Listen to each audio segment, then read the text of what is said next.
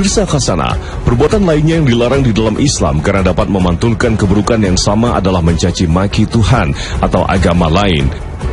Sebagai Muslim, kita tentu meyakini kebenaran Islam bahwa Allah Subhanahu wa Ta'ala adalah satu-satunya Tuhan yang patut disembah. Tapi untuk menegaskan kebenaran Islam dan keesaan Allah Subhanahu wa Ta'ala bukan berarti boleh menghina Tuhan dan agama lain. Mengapa kita dilarang menghina agama dan Tuhannya agama lain? Menghina Tuhan agama lain akan berpotensi terjadi aksi balasan serupa yang berakibat penghinaan terhadap Allah Ta'ala dan agama Islam. Inilah yang Allah jelaskan dalam Al-Quran Surah Al-An'am ayat 106. Dan janganlah kamu memaki sembahan-sembahan yang mereka sembah selain Allah, karena mereka nanti akan memaki Allah dengan melampaui batas tanpa pengetahuan. Demikianlah kami jadikan setiap umat menganggap baik pekerjaan mereka. Kemudian kepada Tuhan merekalah kembali, lalu Dia memberitakan kepada mereka apa yang dahulu mereka kerjakan. Al-Quran Surah Al-An'am ayat 108. Ayat ini turun berkaitan dengan kekesalan kaum kafir Quraisy terhadap dakwah Nabi Muhammad SAW. Mereka pun sepakat mendatangi Abu Thalib, paman Nabi yang selama ini melindungi beliau SAW. Mereka menyampaikan keluhan kepada Abu Thalib dan meminta agar Nabi Muhammad menghentikan dakwahnya.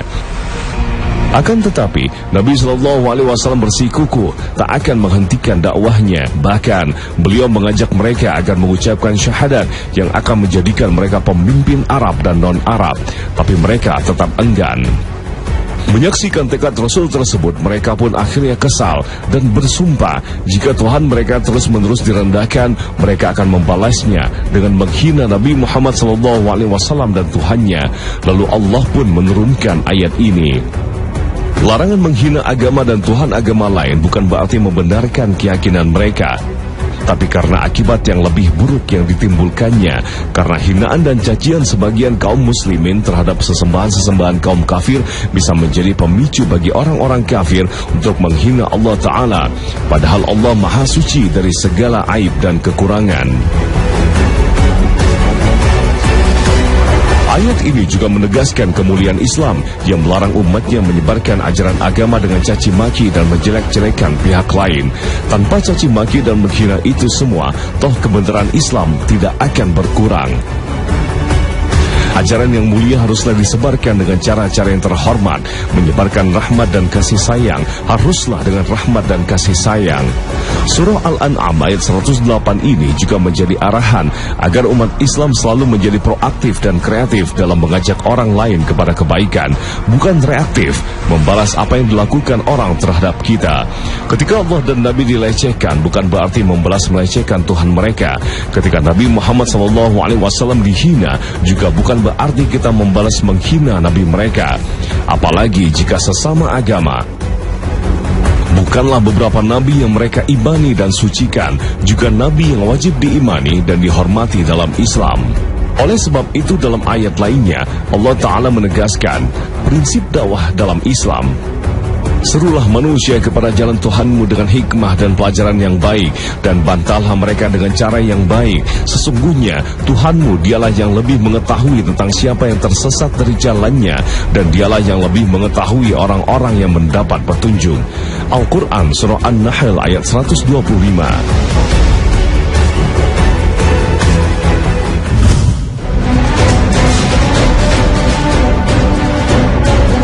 Pemirsa Khazanah, masih ada dosa yang bisa memantul yang harus kita waspadai, yaitu menghina orang tua orang lain. Perbuatan ini bahkan secara tidak langsung termasuk kategori durhaka terhadap orang tua sendiri. Kita semua tentu tahu durhaka kepada orang tua adalah dosa besar.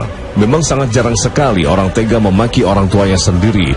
Jika ada, ini merupakan tindakan yang sangat keterlaluan dan sangat besar dosanya. Itu sebabnya saat Nabi SAW mengingatkan umatnya akan dosa besar orang yang memaki orang tuanya, para sahabat Nabi heran, apakah ada orang yang tega memaki orang tuanya sendiri? Rasulullah SAW bersabda, di antara dosa besar adalah makian kepada kedua orang tuanya. Para sahabat bertanya, wahai Rasulullah, adalah seorang memaki kedua orang tuanya? Beliau menjawab, ada. dia memaki ayah orang lain sedangkan orang itu pun memaki ayahnya, dan dia memaki ibu orang lain sehingga orang itu pun memaki ibunya. Hadis riwayat Bukhari dan Muslim. Pesan hadis ini begitu kuat. Orang yang menghina dan memaki orang tua benar-benar orang yang aneh, tak tahu diri, tak punya perangai. Tapi di zaman sekarang, kadang kita temukan orang tak hanya menghina orang tua orang lain, tapi tega menghina dan mencaci orang tuanya sendiri. Bahkan ada yang sampai tega menghilangkan nyawa orang tuanya. Na'udzubillah min dzalik. Tindakan menghina orang tua orang lain bukan masalah sederhana, ini masalah besar. Rasulullah menyebut diri kita sama dengan memaki orang tua sendiri. Jika kita membangkitkan emosi lawan dengan memaki orang tuanya, lalu dia berbalik memaki dan menghina orang tua kita, itu sama artinya kita memaki dan menghina orang tua kita sendiri. Islam sangat memuliakan orang tua. Bahkan ridho Allah tergantung pada ridho orang tua. Sebaliknya, murka Allah juga tergantung pada murka orang tua. Al-Quran Surah An-Nahl ayat 125.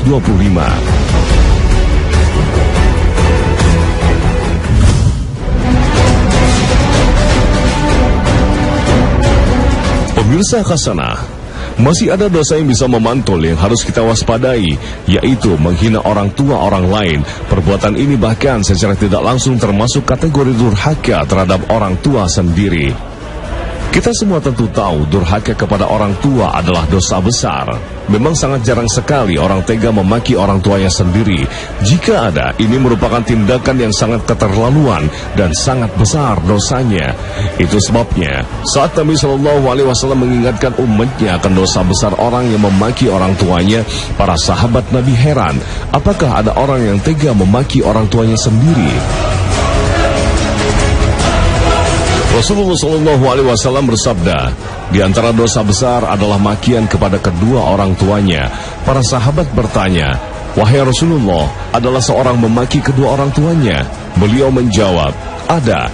Dia memaki ayah orang lain sedangkan orang itu pun memaki ayahnya, dan dia memaki ibu orang lain sehingga orang itu pun memaki ibunya. Hadis riwayat Bukhari dan Muslim. Pesan hadis ini begitu kuat. Orang yang menghina dan memaki orang tua benar-benar orang yang aneh, tak tahu diri, tak punya perangai. Tapi di zaman sekarang, kadang kita temukan orang tak hanya menghina orang tua orang lain, tapi tega menghina dan mencaci orang tuanya sendiri. Bahkan ada yang sampai tega menghilangkan nyawa orang tuanya. Na'udzubillah min dzalik.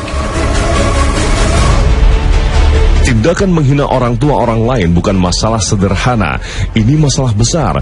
Rasulullah menyebut diri kita sama dengan memaki orang tua sendiri. Jika kita membangkitkan emosi lawan dengan memaki orang tuanya, lalu dia berbalik memaki dan menghina orang tua kita, itu sama artinya kita memaki dan menghina orang tua kita sendiri. Islam sangat memuliakan orang tua.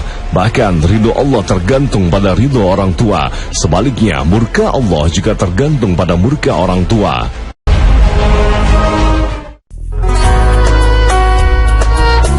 An-Nawas bin Sam'an radhiyallahu anhu menuturkan, aku bertanya kepada Rasulullah sallallahu alaihi wasallam tentang kebajikan dan dosa, maka beliau menjawab, kebajikan adalah akhlak yang baik dan dosa adalah apa yang membuat bimbang, ragu hatimu dan engkau tidak suka dilihat diketahui oleh manusia. Hadis riwayat Muslim. Abu Tha'labah Al-Khushani pernah bertanya, wahai Rasulullah, jelaskan apa saja yang halal dan haram bagiku. Beliau bersabda, kebajikan ialah apa saja yang menjadikan jiwa tenang dan hati menjadi tentram, sedangkan dosa ialah apa saja yang menjadikan jiwa tidak tenang dan hati tidak tentram, kendati para pemberi fatwa berfatwa kepadamu. Hadis riwayat Ahmad. Pemirsa Hasanah, sampai di sini perjumpaan kita hari ini. Terima kasih atas perhatian Anda. Wassalamualaikum warahmatullahi wabarakatuh.